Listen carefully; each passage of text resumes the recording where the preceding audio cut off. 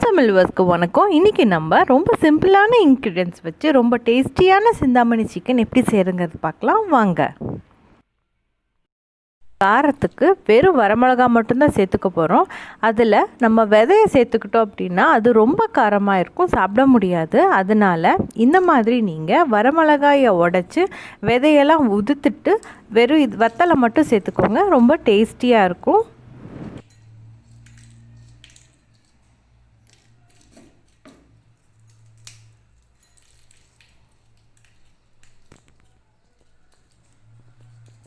அடுத்த முக்கியமான இன்க்ரீடியன்ட்ஸ் சின்ன வெங்காயம் தான். நான் ஒரு 1/4 கிலோ அளவுக்கு சின்ன வெங்காயம் எடுத்து வச்சுருக்கேன், தோல் உரித்து. இதை நம்ம 1-2 கட் பண்ணிக்கலாம். சின்ன வெங்காயம் யூஸ் பண்ணால் தான் இது ரொம்ப டேஸ்ட்டாக இருக்கும். கண்டிப்பாக ட்ரை பண்ணி பாருங்கள் சின்ன வெங்காயத்தில். சப்போஸ் கிடைக்கல அப்படின்னா நீங்கள் பெரிய வெங்காயம் யூஸ் பண்ணிக்கலாம். இந்த வெங்காயம் பாருங்கள், நம்ம பெருசாக தான் போடுறோம், ஆனால் இது நல்ல ஸ்மெஜ் சிக்கனோட செம டேஸ்டியான ரெஸ்டாரண்ட் ஸ்டைல் ட்ரை கிடைக்கும் நம்மளுக்கு.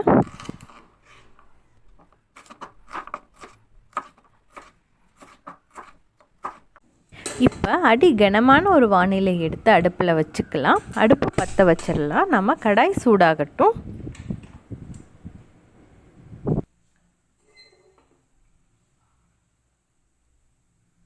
இப்போ கடாய் நல்லா சூடாயிடுச்சு. இதில் நம்ம 2 டேபிள் ஸ்பூன் அளவுக்கு சுத்தமான நல்லெண்ணெய் செக்கில் ஆட்டினதை சேர்த்துக்கலாம். எண்ணெய் சூடாயிடுச்சு. இப்போ நம்ம வரமிளகாயை சேர்த்துக்கலாம். இந்த வரமிளகா ரொம்ப நேரம் எண்ணெயில் இருந்தால் கருகிரும். அதனால் டக்குன்னு கிளறி விட்டுட்டு நம்ம சின்ன வெங்காயத்தையும் இதில் உடனே சேர்த்துக்கலாம்.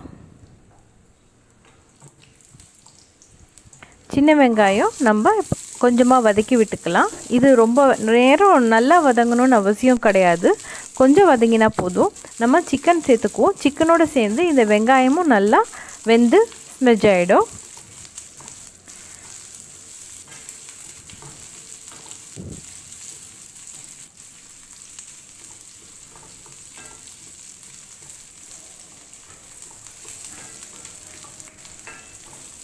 இப்போ நல்லா சுத்தமாக கழுவி வச்சுருக்கேன் மஞ்சத்தூள் போட்டு இந்த சிக்கனை நம்ம இதில் சேர்த்துக்கலாம். இது ஒரு 1/2 கிலோ அளவுக்கு சிக்கன். இது நம்ம லைட்டாக வதக்கி விட்டுட்டு தண்ணி எதுவும் ஊற்ற தேவையில்லை, சிக்கன்லேருந்தே தண்ணி விடும், அதில் இது வெந்தால் போதும். ஸோ இப்போதைக்கு தண்ணி எதுவும் ஊற்ற வேண்டாம்.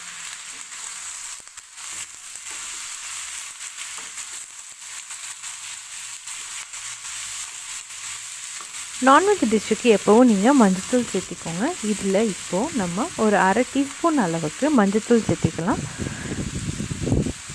தேவைக்கேற்ப உப்பு சேர்த்திக்கலாம். நான் கல்லுப்பு சேர்த்துக்கிறேன். இதை இப்போ நம்ம லைட்டாக வதக்கி விட்டுக்கலாம். ரொம்ப வதக்கணும்னு அவசியம் இல்லை. வதக்கி ஒரு மூடி போட்டு ஒரு 5 நிமிஷம் போல் இதை வேக விட்டுடலாம்.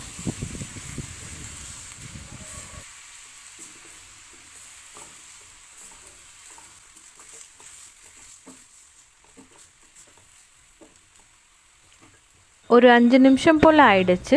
பாருங்கள் சிக்கன்லேருந்து எவ்வளவு தண்ணி வந்திருக்குன்ட்டு. இந்த தண்ணி நல்லா சுண்டுற அளவுக்கு மீடியம் ஃப்ளேமில் வச்சு நம்ம இந்த சிக்கனை திரும்பவும் வேக வச்சிடலாம்.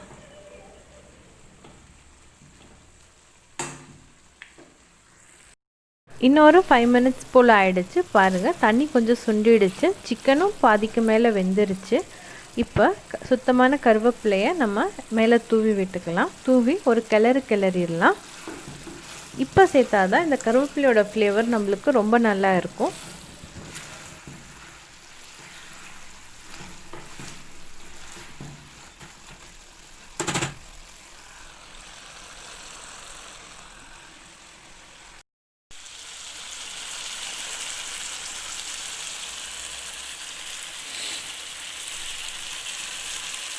பாருங்கள் தண்ணியெல்லாம் நல்லா சுண்டி நல்லா வேக ஆரம்பிச்சிருச்சு. இன்னும் ஒரு 2 மினிட்ஸ் இது அடுப்பில் வெந்தால் போதும். இந்த தண்ணியும் நல்லா சுண்டிடும்.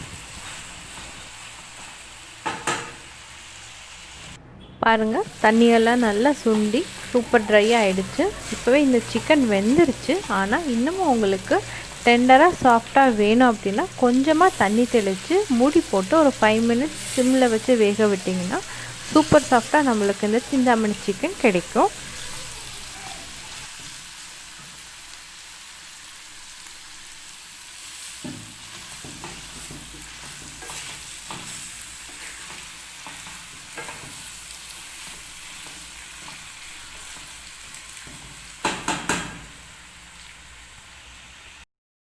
நம்ம போட்ட வெங்காயம்லாம் எங்கேன்னு தேடுற அளவுக்கு சிக்கனோட நல்லா கலந்து வெந்து செமையாக ரெடி ஆகிருக்கு நம்ம சிந்தாமணி சிக்கன்.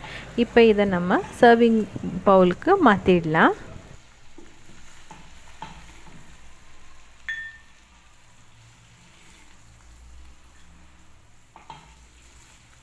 இதில் நம்ம காரத்துக்கு வெறும் வரமிளகா வத்தல் மட்டும்தான் சேர்த்துருக்கோம். ரொம்ப சிம்பிள் இன்க்ரீடியன்ஸை வச்சு ரொம்ப ஈஸியாக செஞ்சிட்டோம்.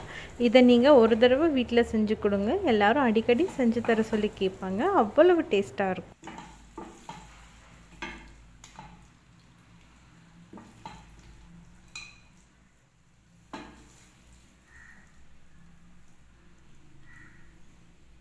அவ்வளவு தாங்க. ரொம்ப டேஸ்டியான சிந்தாமணி சிக்கனை நம்ம ரொம்ப ஈஸியாக ரெடி பண்ணிட்டோம். பாருங்கள் எவ்வளவு சாஃப்டாக டெண்டராக இந்த சிக்கன் இருக்குதுன்னு. வீட்டில் செஞ்சு கொடுங்க. ஹோட்டலுக்கு போகணுன்னு சொல்லவே மாட்டாங்க. சிக்கன்னா வீட்லேயே சாப்பிட்லான்னு சொல்லுவாங்க. பாருங்கள் சிக்கனோட சாஃப்ட்னஸ்ஸு.